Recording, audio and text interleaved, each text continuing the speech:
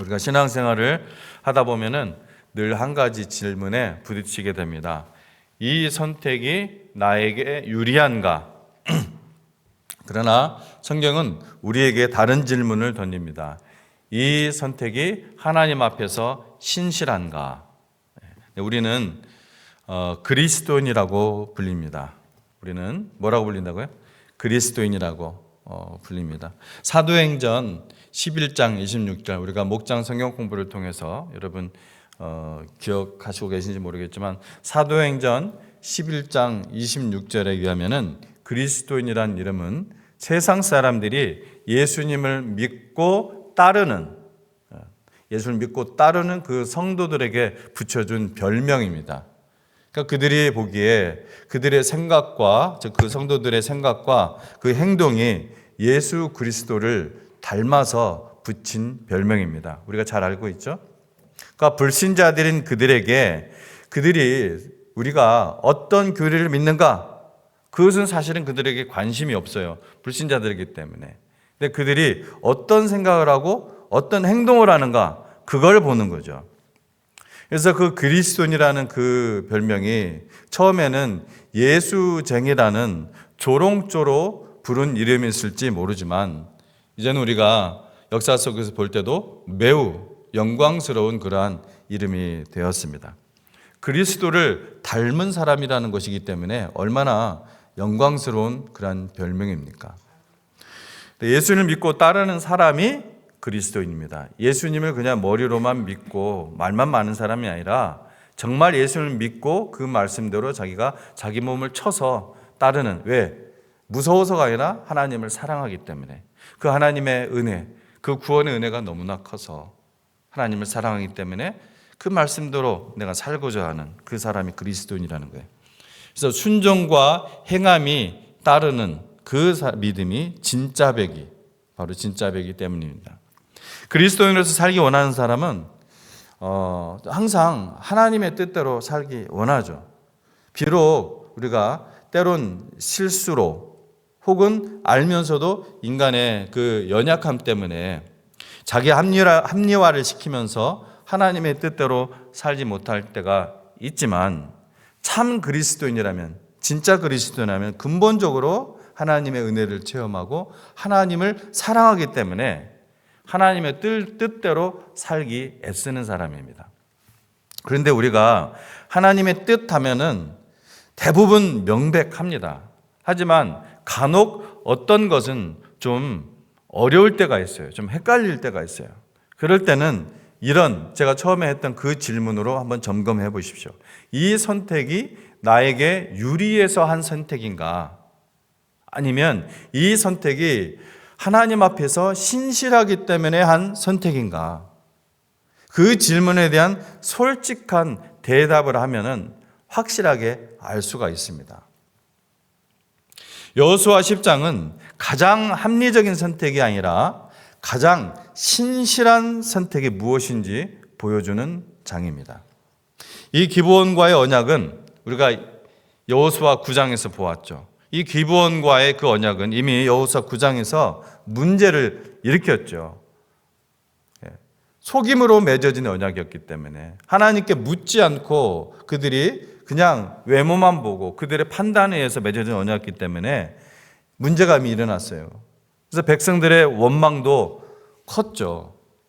그런데 10장에서 그 언약은 더 큰 문제를 불러오는 것입니다. 뭡니까? 전쟁입니다. 그러나 이 전쟁은 여호수아의 실수가 낳은 그러한 전쟁이 아니라, 여호수아의 어떤 실패가 낳은 그런 전쟁이 아니라 신실함 위에 하나님이 개입하시는 전쟁, 그래서 승리의 전쟁이 됩니다. 기브온이 이스라엘과 언약을 맺자 오늘 읽은 말씀처럼 아모리의 이 5 왕이 연합하여 기브온을 공격합니다. 흥미로운 점은 그들이 이스라엘을 치지 않고 기브온을 친다는 사실입니다. 왜 그렇습니까? 그들의 입장에서 기브온은 뭐예요? 배신자인 것입니다. 배신자인 거예요. 하나님 편에 섰다는 이유 하나만으로 공격의 대상이 되는 거예요. 바로 이것이 세상의 방식입니다. 어제까지 같은 편이었는데 하나님 편에 서는 순간 적이 됩니다. 처음 예수를 믿을 때는 큰 문제가 없었습니다. 그런데 신앙이 진지해지고 삶의 기준이 바뀌고 타협하지 않겠다고 결심하는 그 순간 관계의 갈등이 시작됩니다. 가까이는 믿지 않는 가족들과 갈등이 일어나기 시작하고 친구들 그리고 직장 동료들과도 내가 참된 그리스도인의 삶을 살아가기 시작하면은 갈등이 시작됩니다. 여러분에게 이런 갈등이 있다면은 그러니까 어떻게 해야 돼요? 기뻐하셔야 되죠. 내가 정말 참된 그리스도인이구나 하는 반증이 될 수도 있습니다. 그래서 그렇게 기뻐할 뿐만 아니라 하나님 앞에서 신실한 선택을 통해 뭐예요? 그게 하나님의 복을 받을 기회라고 여러분 믿으시기 바랍니다. 그것이 오늘 10장에서 보여주는 거예요. 세상 사람들은 그렇게 얘기합니다. 믿지 않는 가족들은 그렇게 얘기합니다. 왜 그렇게까지 해야 하나? 교회 가는 거 안 말려. 그런데 너무 깊이 빠지지 마. 적당히 믿어. 그런 얘기 하죠. 이 말 속에는 늘 같은 메시지가 숨어 있습니다. 하나님과 너무 가까이 하지 마. 그 말이에요. 그 말이에요. 하나님과 너무 가까이 하지 마. 예수님을 모르는 세상 사람들은 우리가 예수 그리스도께 깊이 빠질수록 어떻게 생각해요? 미쳤다고 생각합니다. 사도행전 26장에 보면 이것도 우리가 보았어요. 사실은 목장 성경 공부에서 사도행전 26장에 보면은 이 사도 바울이 아그리빠 왕 앞에서 물론 사도행전 26장을 하진 않았지만 이야기를 제가 여러 번 했습니다. 이 아그리빠 왕 얘기가 나오거든요. 그 아그리빠 왕 앞에서 사도 바울이 복음과 부활을 변증할 때 옆에 있던 그 로마의 총독 베스도가 큰 소리로 말해요. 바울아, 네가 미쳤도다. 내 많은 학문이 너를 미치게 한다. 큰 소리로 얘기했다고 했어요. 아마 막 화를 내면서 큰 소리로 고함을 쳤던 것 같아요. 이 로마의 총독이. 그러니까 바울이 뭐라고 합니까? 매우 인상적인 대답을 하죠. 베스도가 카여, 내가 미친 것이 아니요 참되고 온전한 말을 하나이다. 바로 대답을 합니다. 그들의 눈에 보기에는 복음과 부활을 얘기할 때 미쳤다고 본다는 것이죠.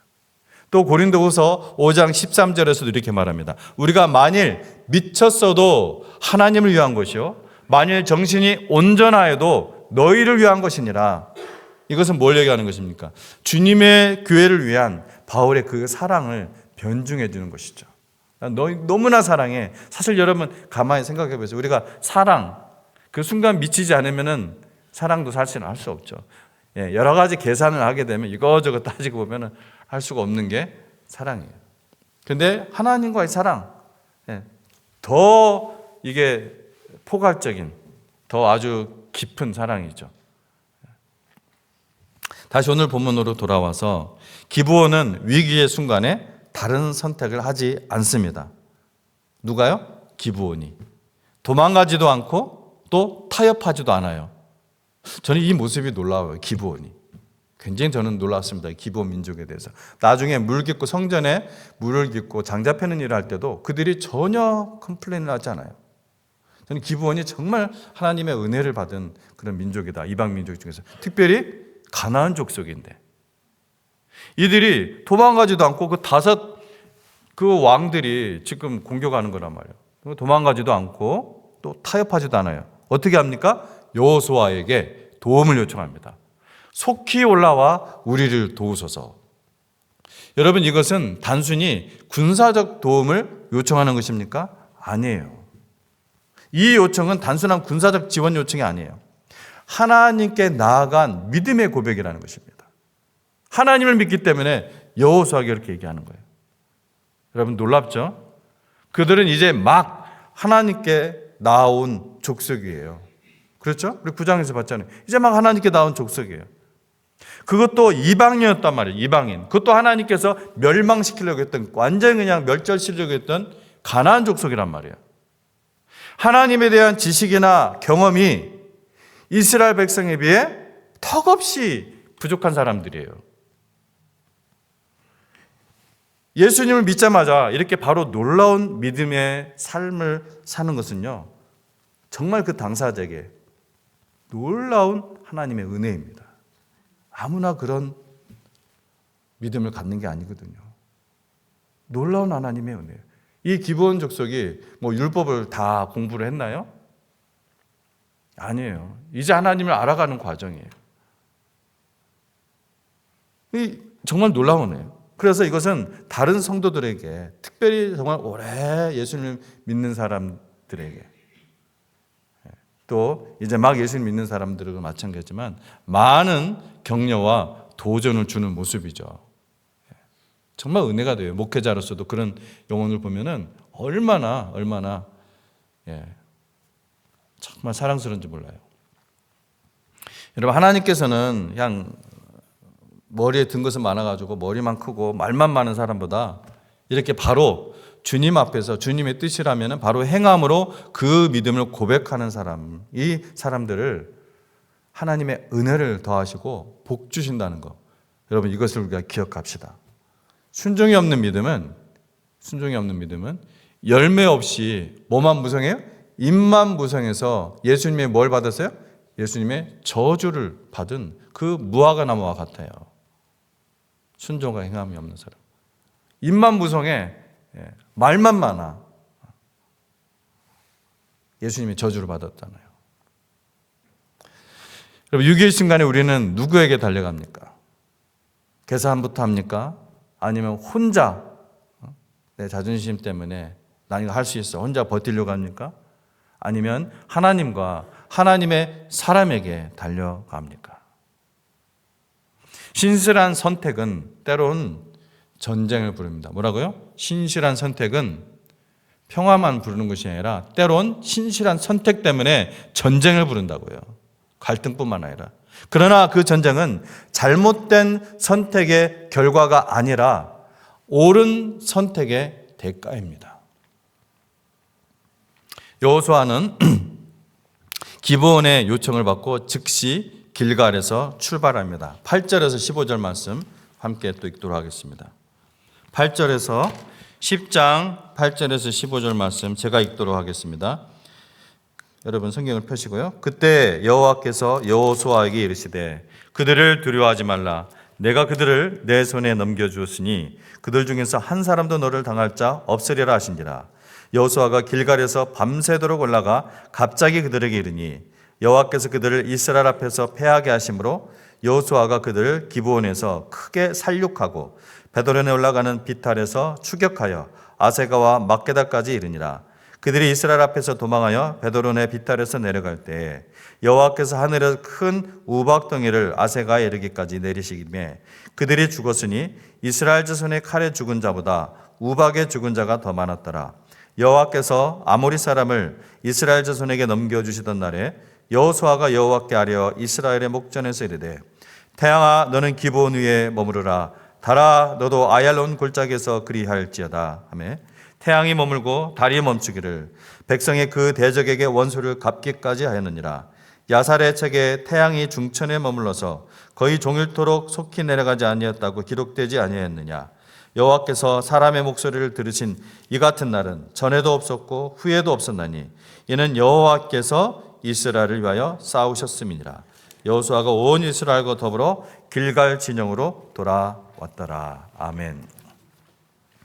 여러분 이게 기브온까지 여호수아가 거기까지 가려면 40km가 넘는 거리예요. 그리고 또 고지대입니다. 야간 행군을 해야 돼요. 게다가 상대는 뭐예요? 다섯 왕의 연합군이에요. 그러나 하나님께서 말씀하십니다. 그들을 두려워하지 말라. 내가 그들을 내 손에 붙였도다. 말씀하시는 것입니다. 전쟁의 결과를 먼저 선포하시는 거예요. 왜입니까? 이 전쟁은 이미 하나님의 전쟁이 되었기 때문입니다. 하나님은 어떻게 개입하십니까? 우리가 읽은 것처럼 우박으로 적을 치십니다. 근데 이스라엘은 보호하시죠. 이스라엘도 같이 맞으면 안 되겠죠. 이스라엘은 보호하세요. 우리가 요한계시록 말씀 볼 때 하나님께서 입맞은 자들을 똑같이 환난을 지나가게 하지만 하나님께서 그 지나게 하지만 보호하신다는 거. 그 의미하고도 연결이 되는 거죠. 그리고 여호수아의 그 기도에 응답하십니다. 뭐예요? 해와 달이 멈춥니다. 이 장면을 과학으로 설명하라는 시도들이 많아요. 그러나 성경은 우리에게 과학 교과서를 주려는 것이 아닙니다. 성경은 누가 이 전쟁의 주인인지, Who is in charge? God is in charge. 이것을 보여주는 거예요. 우리가 인생의 전쟁을 치를 때도 마찬가지입니다. 하나님이 그 인생의 전쟁에, 나의 전쟁에 개입하시면은 상황은 그대로인데 여러분 흐름이 바뀌고 그 주도권이 바뀐다는 것입니다. 하나님이 개입하시면. 혹시 지금 싸우고 계신 전쟁이 있습니까? 가정의 문제, 또 어떤 마음의 문제, 관계의 문제, 사역의 문제, 혹은 사업의 문제. 중요한 질문은 이것입니다. 이 전쟁에 하나님이 함께 하고 계시는 것인가? 하나님이 함께 하고 계시는가? 이 질문이 중요해요. 그것이 어떤 문제가 됐든. 하나님이 함께 하시는 전쟁은 우리가 이기려고 애쓰는 전쟁이 아니라 하나님께 맡기는 전쟁입니다. 하나님께 맡겨. 그리고 하나님의 말씀하신 우리가 그 말씀 믿고 순종하는 겁니다. 하나님이 싸우신 이 전쟁은 우리가 이미 결과를 알고 있죠. 완전한 승리로 끝납니다. 전쟁은 우리가 읽은 그 말씀에서 끝나지 않아요. 그 뒤에 오늘 읽지는 않겠지만 너무 길기 때문에 그 뒤에 보면은 이 굴에 숨었던 5 왕이 결국 다 드러나고 남부 가나안 여러 성읍이 연속적으로 정복이 됩니다. 연속적으로. 성경은 반복해서 말합니다. 여러분 한번 볼래요? 14절 말씀 보시면 14절.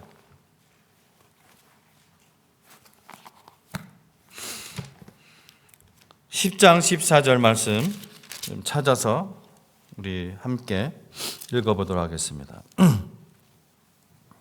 다 읽지는 못해도 두 군데의 말씀 읽도록 하겠습니다. 10장 14절 우리 찾으셨으면 같이 읽어보도록 하겠습니다. 시작. 여호와께서 사람의 목소리를 들으신 이 같은 날은 전에도 없었고 후에도 없었나니 이는 여호와께서 이스라엘을 위하여 싸우셨음이니라. 아멘. 그 다음에 42절 10장 42절 읽어보시기 바랍니다. 같이 씁니다. 시작. 이스라엘의 하나님 여호와께서 이스라엘을 위하여 싸우셨으므로 여호수아가 이 모든 왕들과 그들의 땅을 단번에 빼앗으니라. 아멘. 성경이 지금 우리 이 구절 읽은 가운데서 반복해서 말하는 것이 뭡니까? 여호와께서 이스라엘을 위하여 싸우셨다. 뭐라고요? 여호와께서 이스라엘 위하여 싸우셨다. 우리의 싸움은 바로 우리가 열심히 뭘 싸우려는 것이 아니라 여호와께서 싸우시는 그 싸움에 우리가 순종하고 믿음으로 동참하는 싸움입니다. 그러므로 주님의 이 교회, 주님께서 핏값으로 세우신 이 교회, 참으로 혼탁한 이 시대에 우리가 많은 영적 전쟁들이 우리가 겉보기에는 어떤 물질적인 싸움 같고 인간적인 싸움 같고 다른 어떤 육신적인 싸움 같지만 그게 뭡니까? 사실은 다 영적인 전쟁들입니다. 그러면 우리가 이 전쟁에서 승리하는 방법은 뭡니까? 여호와께서 누구를 위해? 주님의 교회를 위해 싸우셨으므로 승리하시는 것입니다. 여호와께서 여러분의 가정을 위해서 싸우실 때 그 싸움은 어떤 싸움이 됐든 하나님이 승리하게 하신다는 것입니다. 여러분 오늘 이 말씀을 꼭 기억하십시오. 그리고 붙잡으십시오. 여호와께서 이스라엘을 위하여 싸우셨다. 저는 이 말씀 붙잡고 기도합니다. 하나님, 주님의 이 교회를 위해서 싸우십시오. 따라가겠습니다. 대장 되신 예수님 따라가겠습니다. 이런 영적인 민감성을 가지고 여러분 우리가 살아가기를 간절히 바랍니다. 그래서 하나님의 개입은 거기까지 그냥 한 번의 도움으로 끝나지 않는다는 거예요. 지속적인 승리로 이어집니다. 전투하는 교회, 살아있는 이 신앙의 공동체는 이 한 가지를 붙잡아야 돼요. 손해를 감수하더라도 내 몸이 좀 힘들더라도 또 내 시간이 좀 깨지더라도 형제의 짐을 함께 지는 신실함. 이스라엘이 그랬잖아요. 기본 이제 형제가 됐단 말이에요. 언약 안에서 한 형제가 됐어요. 그들을 위해서 어떻게 했어요? 함께 짐을 졌단 말이에요. 이게 언약에 대한 신실성이에요. 하나님 앞에서 함께 언약 백성으로서. 우리가 그래서 말 많은 사람이 아니라 하나님이 기뻐하시는 순종. 하나님은 그걸 기뻐하세요. 그거 보시는 겁니다. 그럴 때 하나님은 우리가 예상하지 못한 방식으로 우리의 전쟁을 끝내신다는 것입니다. 정말 그래요. 저 인생을 봐도 그렇고 주님의 교회, 우리 중앙침리교도 그렇고 우리가 예상하지 못한 방식으로 하나님은 승리를 이끄실 때 보면은 우리가 하나님 앞에서 함께 주님 때문에 서로 함께 손을 잡고 기도하고 내 몸이 좀 힘들더라도 내 시간이 좀 깨지더라도 함께하는 이 신실함. 뭐 때문에? 하나님에 대한 언약 때문에. 언약 백성이라는 이 공통적인 것 때문에. 성도 여러분, 여호수아 10장은 이렇게 선포합니다. 언약의 신실한 이 순종 위에 하나님이 친히 싸우고 그 전쟁을 완전한 승리로 이끄신다. 그래서 오늘 우리가 선택해야 할 길은 분명합니다. 편리한 길이 아니라 어떤 길? 신실한 길입니다. 하나님 앞에서 신실한 길. 그 길 위에, 그 신실한 길 위에 하나님께서 함께 하십니다. 기도하겠습니다.